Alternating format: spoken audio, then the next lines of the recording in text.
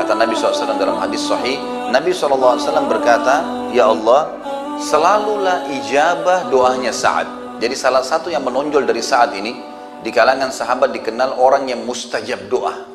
Bahkan para sahabat sangat takut kalau punya masalah dengan Sa'ad, karena apa saja dia bilang, "Ya Allah, lakukan ini," tiba-tiba langsung terjadi. Jadi doanya mustajab, tidak pernah doanya Sa'ad tidak diijabah oleh Allah. Dan ini sebagian ulama mengatakan karena keyakinan Sa'ad yang luar biasa kepada Allah, dan dia sudah masuk Islam dari dia masih muda sehingga amal solehnya cukup banyak. Di antaranya adalah kisah tentang Usama bin Qatadah. Ini ada satu orang dari suku Abs di Irak. Ini kisah sebenarnya nanti setelah Sa'ad bebaskan negeri Persia, kemudian dia dinobatkan menjadi gubernur oleh Umar bin Khattab. Ada orang-orang dari suku Abs namanya, suku yang baru masuk Islam pada saat itu. Kemudian rupanya dia ada rasa jengkel dengan Sa'ad ini, karena Sa'ad ternyata yang menembus wilayah tersebut, tapi dia sudah muslim, bernama Usama bin Qatadah. Dan orang ini diberikan julukan Abu Sa'dah. Jadi sempat suratnya sampai ke Umar bin Khattab, tapi tidak dijelaskan siapa, cuma mengatasnamakan seluruh masyarakat Irak. Umar bin Khattab pun akhirnya melihat surat tersebut. Umar ini cirinya radhiyallahu anhu, kalau terlihat ada satu pimpinannya yang dikeluhkan dan sudah banyak masyarakat yang menyampaikan keluhan, maka yang paling pertama dia mencopot dulu orang itu, digantikan dengan orang yang dianggap tidak punya masalah, baru kemudian Umar bin Khattab menyelesaikan urusannya. Karena zaman dulu tidak ada komunikasi kayak kita, nggak ada pesawat bisa cepat datang. Zaman dulu tuh antara Irak dengan Madinah itu bisa jaraknya 2 minggu baru sampai. Maka Umar pun akhirnya mencopot Sa'ad radhiyallahu anhu, ditarik ke Madinah. Lalu keluhannya di situ adalah, sesungguhnya wahai Amir Mu'minin, Sa'ad ini tidak memperbaiki sholatnya. Sholatnya tidak benar nih. Maka Umar pun memanggil saya lalu berkata, "Wahai Sa'ad, apa benar? Kamu ini sholat nggak benar?" Kata Sa'ad, "Wahai Umar, engkau mengetahui benar siapa saya. Sama-sama kita masuk Islam di Mekah. Bahkan saya lebih dulu masuk Islam daripada kamu. Saya adalah orang yang mengikuti sholat Nabi SAW. Sebagaimana Nabi SAW di 2 rakaat pertama sering membaca lebih panjang daripada 2 rakaat terakhir di Isya, di duhur, di asar. Begitu pula dengan 2 rakaat pertama maghrib dan 1 rakaat terakhirnya. Itu yang awal-awal rakaat pertama kemudian pasti lebih panjang daripada rakaat ketiga dan rakaat keempat. Dan saya sudah mengamalkan itu. Semuanya seperti dengan Nabi SAW. Jadi tidak ada yang perlu diragukan." Maka kata Umar, "Kamu pasti benar wahai Abu Ishaq. Nggak mungkin kamu salah." Lalu Umar pun mengutus orang-orang untuk mendatangi seluruh wilayah Irak. Waktu itu didatangin. Tidak ada masjid kecuali dilewatin lalu ditanya tentang Sa'ad ini. Sampai akhirnya semua masjid menyebutkan tentang kebaikan Sa'ad. Sampai tiba di masjidnya Bani Abs. Dan kebetulan ternyata ini orang adalah kepala sukunya yang bernama Usama bin Qatadah ini. Maka pada saat itu bertanyalah utusan Umar, lalu dia mengatakan, "Sesungguhnya kalau kau tanya kepada kami," kata si Usama ini, "sesungguhnya kalau kau bertanya kami tentang Sa'ad, maka Sa'ad itu tidak adil, Sa'ad itu tidak baik, Sa'ad itu begini, Sa'ad itu begitu." Semua keburukan yang disampaikan sama dia. Maka dibawalah informasi tersebut ke Madinah kepada Umar. Di sebelahnya Umar ada Sa'ad radhiyallahu anhu majma'in. Maka waktu Sa'ad dengar, Sa'ad mengatakan, "Ya Allah, kalau seandainya hambamu ini dusta," hambamu yang di sana maksudnya si Usama bin Qatadah, "dia dusta dan dia hanya sekedar mencari masalah serta akan mengganggu kedudukan muslimin, karena kalau diganti amirnya, pemimpinnya pasti akan kacau.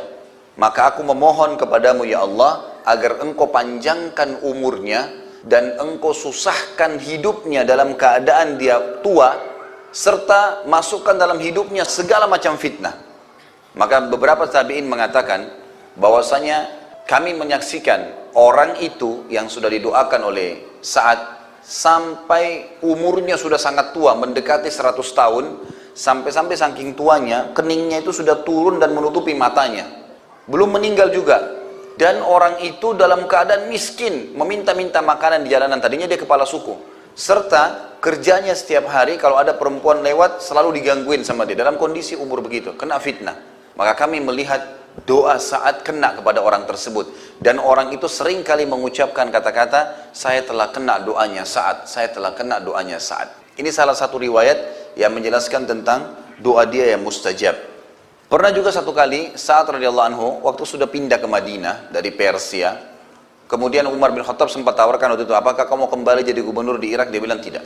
saya tidak akan pernah kembali ke wilayah yang sudah ada orang menyebarkan fitnah tentang saya. Saya lebih suka dengan Madinah. Maka Umar pun menerima, baiklah, kamu silahkan di sini. Setelah itu, sempat gubernur Madinah yang diangkat oleh Umar bin Khattab, ada seseorang yang bernama Marwan ibn Hakam. Marwan ibn Hakam ini, gubernur Madinah, sempat mengucapkan kata-kata begini, harta-harta yang kami bagikan untuk muslimin ini adalah harta kami pemiliknya. Ini punya saya, dan saya bagikan. Saat waktu dengar itu, saat merasa orang ini sudah merasa harta muslimin adalah hartanya dia, tiba-tiba dia datangin istananya, seperti kita kalau sekarang mungkin kantor gubernurannya didatang, lalu saat mengatakan, wahai Marwan, apa kau mau saya berdoa untukmu? Karena sudah ditahu, kalau dia berdoa mustajab. Marwan tiba-tiba dalam riwayat ini dikatakan loncat dari singgasananya mengatakan, wahai Abu Ishaq, tolong jangan berdoa. Memang ini hartanya Allah, bukan harta kami. Gitu. Jadi itu contoh, karena orang-orang tahu, tersebar berita pada saat itu. Kisah yang lain, kisah dia dengan Umar bin Khattab. Umar pun khawatir dengan doanya Sa'ad. Jadi ada budaknya Sa'ad pernah jalan, kemudian ada angin yang kencang, tersingkap bajunya. Tidak sengaja. Waktu tersingkap bajunya ternyata nyantol di sebagian tubuhnya, sehingga orang ini tidak tahu kalau auratnya kelihatan. Umar bin Khattab pas lewat, Umar bin Khattab ini kalau lewat, di tangannya selalu ada tongkat. Jadi tongkat ini sering digunakan untuk mengingatkan orang kalau berbuat salah. Seperti kalau habis Isya, beliau sering keliling bawa tongkat. Kalau ada orang kumpul-kumpul di jalan ditanya, kenapa kalian kumpul-kumpul? Kalau bukan karena takziah, bukan karena ada orang sakit yang sedang dijenguk, kumpul-kumpul iseng, dipukulin sama Umar, pulang semua. Kalian mau di sini duduk nongkrong, buang-buang waktu, akhirnya sholat subuh dan sholat malam kalian terbengkalai, bubar. Jadi orang takut sama Umar pada malam. Umar bin Khattab juga kalau lihat kemungkaran langsung dihukum sama dia. Dilihatlah budak ini tersingkap. Lalu Umar bin Khattab mengambil, ada kayu kecil, dia pakai tongkatnya, karena dia tahu ini budak, diambil, dipukul. Kenapa kau tersungkap auratmu? Dia bilang, saya tidak tahu. Tapi Umar sempat mukul. Saat sempat lewat, lalu saat tahu ini budaknya dia. Saat mengatakan, wahai Umar, jangan kau pukul dia. Umar rupanya dalam kondisi pas memukul budak ini, itu sempat saat menahannya, dan saat pun dipukul oleh Umar. Lalu saat mengatakan, baiklah, saat ke samping ngangkat tangan, mau berdoa. Lalu Umar bin Khattab lari mengejar saat, lalu memberikan tongkatnya mengatakan, hukumlah saya. Ini silakan kisosnya, saya sudah pukul dia, pukul saya juga. Karena Umar pun khawatir, ini kalau berdoa berbahaya nih. Mustajab doa. Jadi kasus-kasus seperti ini ada terjadi memang dalam kehidupan beliau. Bahwasanya beliau terkenal orang yang sangat mustajab doa. Sehingga membuat orang-orang khawatir sekali kalau sampai punya masalah dengan Sa'ad radhiyallahu anhu.